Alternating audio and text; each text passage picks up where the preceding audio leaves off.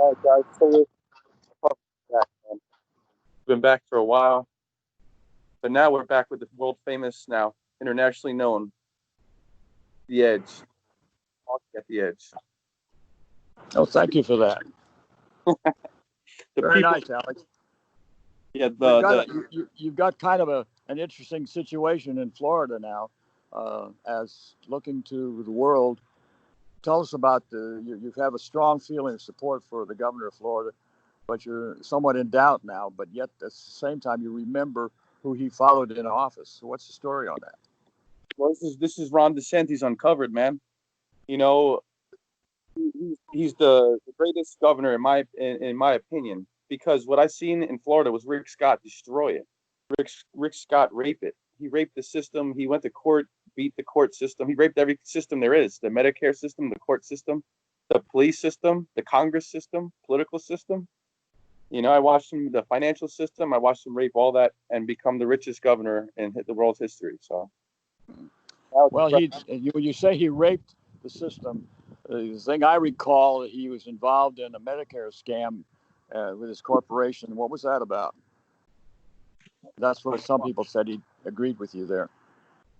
well, the thing. I don't know too much about that, but I know that his company or something like that was making, like, possibly fraud, was getting money from Medicare. That's all I know too much. I don't know. I didn't dig too deep into that, but I know his company was. That's exactly right. Yeah. He was basically pardoned, which is bullcrap. Anybody else would have served life in prison for that. He took the Fifth Amendment. I think I may have the numbers backwards. Either 57 times or 75 times. Not willing to admit any relationship to the. They paid a $2 billion fine. His company did, and not wanting to concede that he had any part in that, even though he was in charge. Um, he took the Fifth Amendment a large number of times, as I said, either 57 or 75.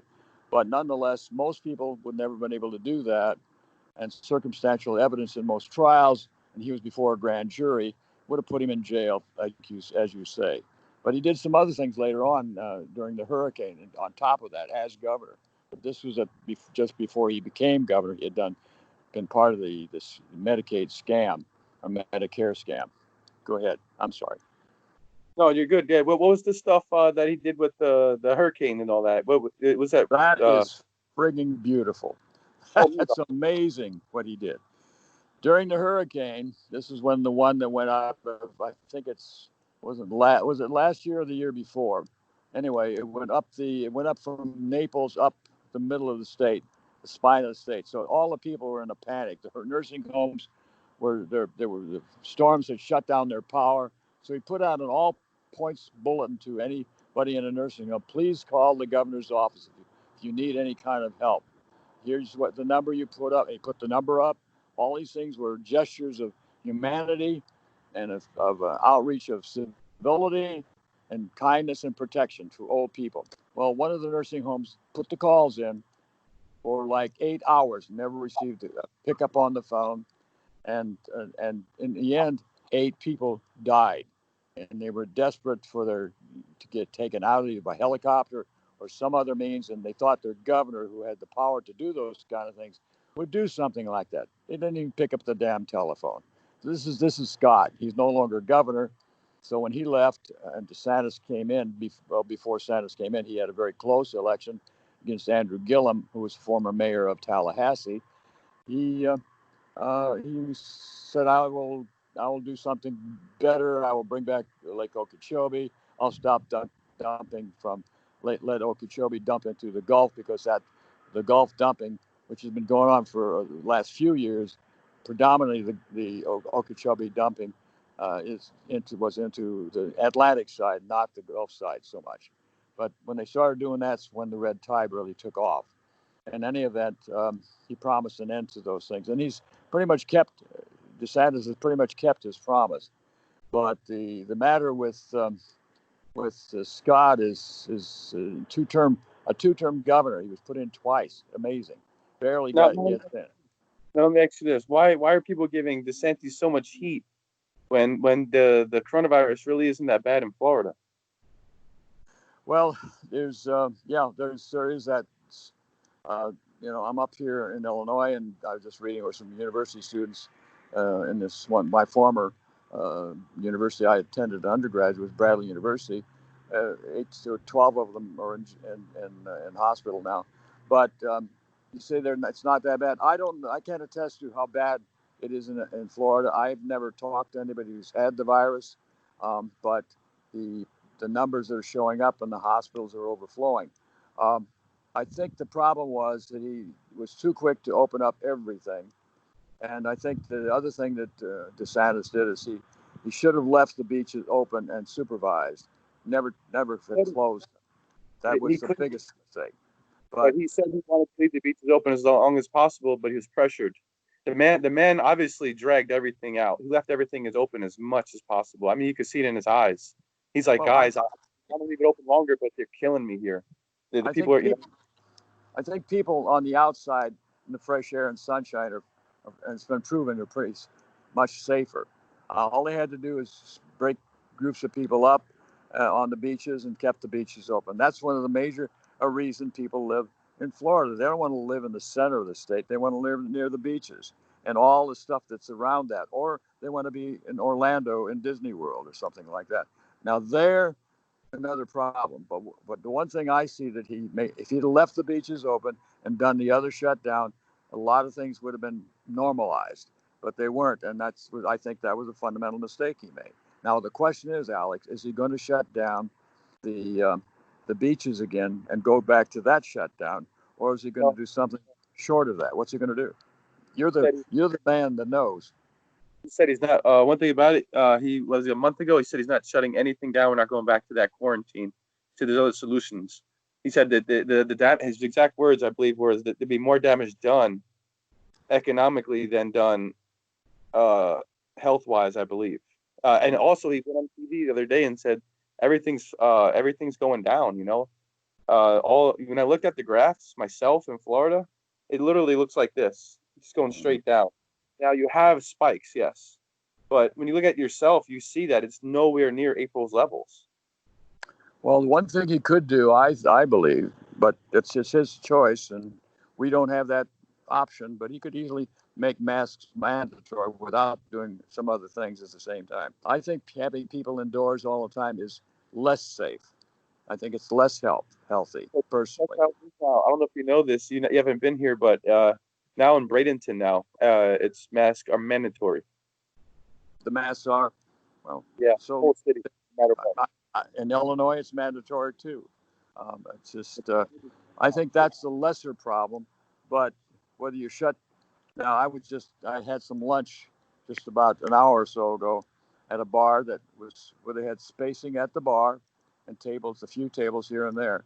It was a sports bar, and it seemed fairly normal that way, and keeping your distance but they didn't make you wear masks on the inside. Now, you and I were at Munchies where they make you sign in, they give you the temperature test, and they have you wash your hands before you go inside of Munchies. Remember that?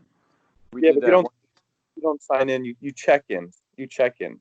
Well, I thought that was signing in, but maybe I'm mistaken. You're But right. You're right. You just check in. You check in with a security guard. He checks your temperature, and he puts a sticker on you saying that you're clear. that's Clear right. They put the sticker on. But not many people do that. Not many places do that. They still let you in. They go about their business somewhat normally. And we had a great interview with one of their great waitresses there, Skippy. I think that went rather well. And what happened, people watched our show from up here in Illinois and say, "You were in with a lot of people down there in that restaurant. We saw you. Too many people. Your daughter was there, and some guy was there." And I said, "Well, that was my producer." I said, "But yeah, it was. We did that, but we were sitting spaced appropriately, and and she had her mask on. We didn't. We were sitting at tables, but all the tables were spaced, and they only allowed, I think, 10 people in the whole restaurant. So they were controlling things, and business was continuing for them. And that's your concern, isn't it? Like that. Yeah, yeah, but unfortunately, that bar is usually shoulder to shoulder. You Is it? know, yeah, that's just a restaurant and bar, and it's a world famous Munchies 420. It's world famous. All the Right. viewers will recognize it. Um, and that we're lucky to have that right next to us, that restaurant. And if they take that away from us, what do we have? We're gonna sit inside all day. We have a world famous restaurant.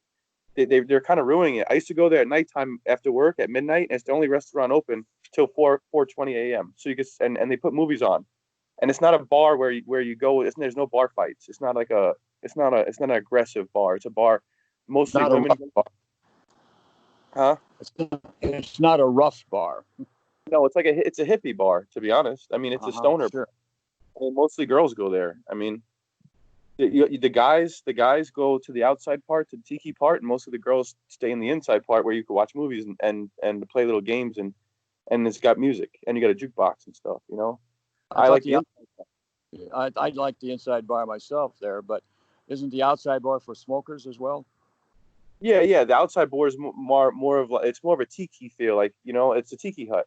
I just think they, you know, they destroyed the environment where with this 6 feet thing. You know, there's no more. Hey, let's watch a movie together and like you know, there's no more of that. Like, that's a socialized place. There's no. I mean, it's hard to socialize with this coronavirus nowadays. It's putting pressure on the economy, and not only shutting the doors. They're shutting the doors. They're changing how we're doing things as well. So it's hard for a restaurant to adjust, you know. But what Well, more? Florida, as you said earlier in another show, I heard you say this. Florida has two things for it. It has healthcare, business, and work, and it has tourism, and that's about it. Yeah, That includes a lot of bars and what have you. Now, I also, I know you know that Herman Cain went to a convention or rally where only I think 6,000 people showed up. They were really disappointed in the turnout, but he came away with the virus from that, they say, and he died just yesterday from the virus. So, and they showed pictures of him at the Tulsa get together in Tulsa, and he had no mask on. So he was personally somewhat careless and died. yeah. And he lost his life. And he ran for president. And he was also in charge of Trump's campaign in one That's a, part of the country. So I don't know. I mean, that's a price to pay, Alex. I mean, the price of paying in Florida, man. I don't know. I can't speak for other states, but once you shut the restaurants down, and they already took away unemployment. So unemployment is $200 in Florida. Rent in Florida is What's that? I bet. What's $200? unemployment, thanks to Rick Scott. Rick Scott. Uh-huh. Rick Scott made that. $200 a Oh, month. yeah. He did engineer that low unemployment payment thing, didn't he? Yeah, and you know what he said? And the other guy didn't. What did he say? He said he made it $200 to make sure that when you got unemployed, that you were motivated to get a job. At $200 a week, you can't live off it. Like, I have to look for a job now. Right. You know, he didn't want nobody to get comfortable. But I think he's doing the opposite. Unemployment should make you feel comfortable, not make you feel, stressed. Yeah, desperate. You know, the guy that proposed that idea to Scott to get that bill in there like that, it was a guy from Sarasota. His name was Joe Gruters. He was in the Senate. I think he's still in the Senate, and he's the guy that pushed that. And Scott did all that. So you can thank a Sarasota representative in the Republican Party for making that happen. And Scott was more than willing to do that to people. But yeah, now you got a guy, DeSantis. Has he changed that rule? Yeah, has he volunteered to change that yet? He hasn't, huh? No, but he did. He raised the wages for the teachers. Yeah. Well, they always like to say they do that, but I think DeSantis, my opinion is that he's a little bit better on the schools, but primarily people were grateful for the way he handled the environment. That's his biggest contribution. No. I think everything about him is great. I think he's the only politician I could say everything is great about him. Now, maybe I'm wrong. Maybe I'm. Do you know anything bad? Alex, we're exchanging opinions here. I'm not saying you're right or wrong. I'm not telling you I'm only making observations, not even opinions. I'm not saying. I'm not concluding whether he's good, bad, or indifferent. I'm not doing that. No, I know. But do you know anything negative about him that maybe I should know? Can you uncover? Well, the only negative thing I have, I guess, is really that he seemed to wait for Trump to tell him what to do. And that's, whether you think that's the right thing to do or not, I think that's a mistake. If he's his own man, he wouldn't wait. I would say that's the only criticism I see. He's his own governor. I mean, and I think and Cuomo was always his own man. He didn't say, "Oh, Mr. President, tell me what to do next," and that's what Desantis looks like. Yeah, Sorry. but so Cuomo did. But think about how popular Cuomo would be. What's that? Think about how popular Cuomo would be if he took Trump's side. Cuomo would be a living legend. You know what? You really have a point there. I'm sure. Andrew Cuomo is one of the shrewdest, best politicians anywhere, among any and all people, whatever party he would be in, and he would be smart enough to handle the situation wherever he was. So, yeah, I agree with you that way. Yeah, I think we more have already said some of these things before, but but I think if you're going to demonstrate manhood, you got to stand on your own 2 feet, not expect somebody else to always agree with you or support you. That's the risk we run with this show, isn't it, Alex? We risk that all the time. We get the criticism from either side, and we accept it as it's your opinion, it's our opinion, it's our viewpoint, it's your viewpoint.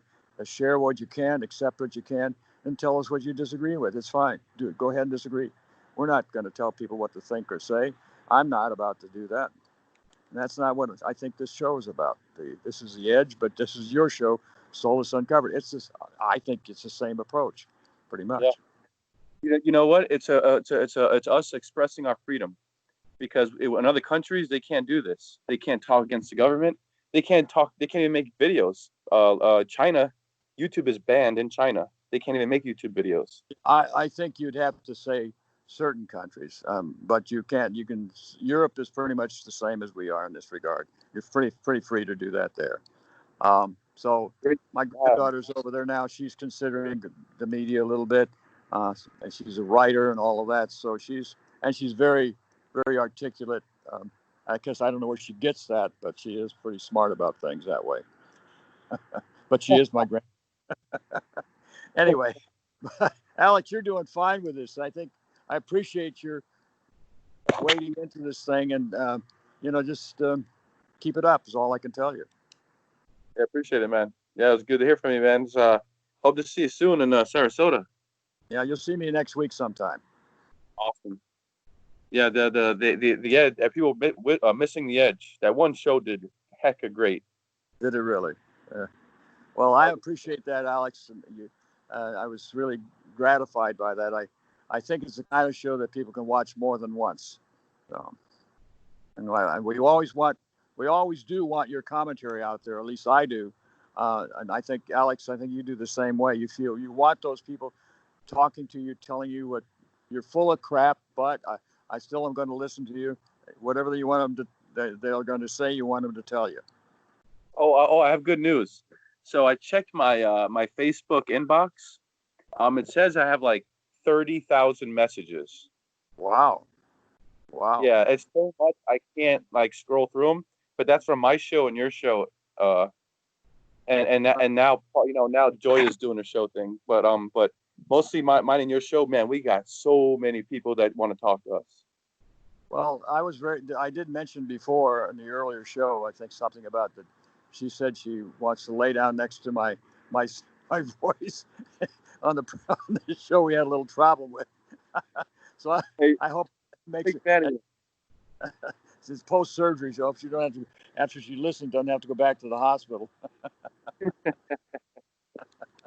So I want to thank you for the opportunity to be on your show, Alex. I appreciate that. Yeah, thank you for the opportunity, man. Me producing your shows and all that, man. The Edge is fun to produce. It's great stuff. Okay.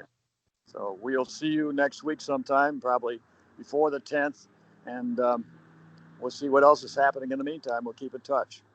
Yeah. Let's go say we'll go say hi to Skippy. All right. Yeah, I do want to have a conversation with her, so that'd be great. Unless the Democrats closed Florida. Unless they what? Unless the Democrats close Florida, you never know. Oh, they're not in charge though. That would have to be somebody else. That can't happen till the. Well, let's see. until the president changes. But the president's going to change, whoever it is, by the 20th of January, no matter who. Gotcha. And well, the process I talked in my previous show, there's always a possibility the election won't be settled and end up in a tie all the way into the 20th. And then Trump would have to step down and Pelosi would call a new election and he would have to run again in a new election. So that's entirely a possibility. It's bizarre, but it's happened in the past. So we're hi ho silver, right? Here we go. All right. Well, Alex, I'm going to sign off now. I congratulate you on your show. I love the show you did with the dog. I think that was terrific. I think you might want to use him more often, only because it's an unusual approach to the show.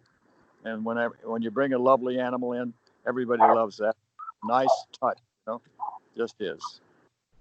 Thanks for the opportunity, Alex. I appreciate that.